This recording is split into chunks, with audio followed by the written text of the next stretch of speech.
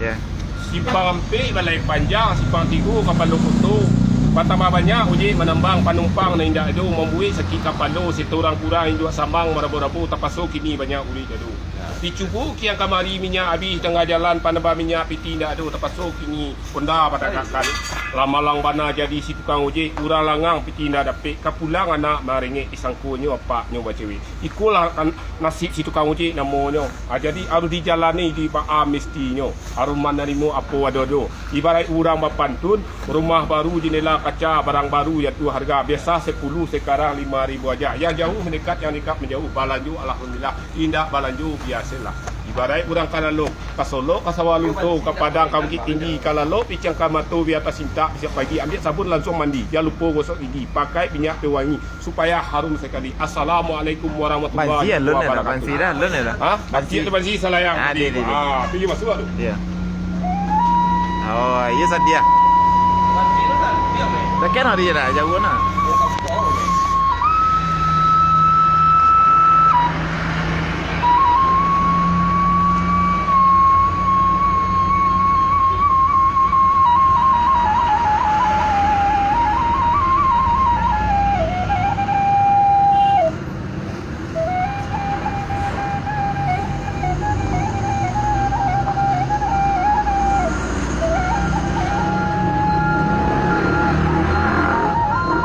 Tapi tangi orang rantau deh kalau masuk ke Facebook tu.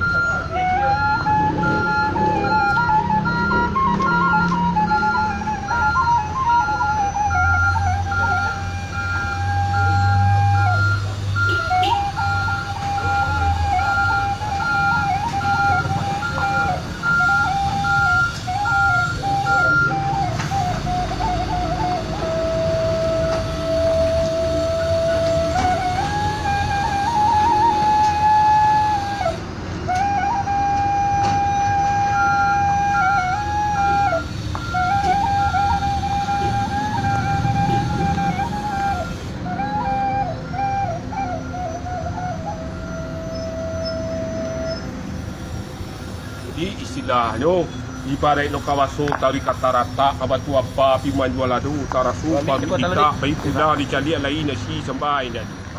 Tu cara no.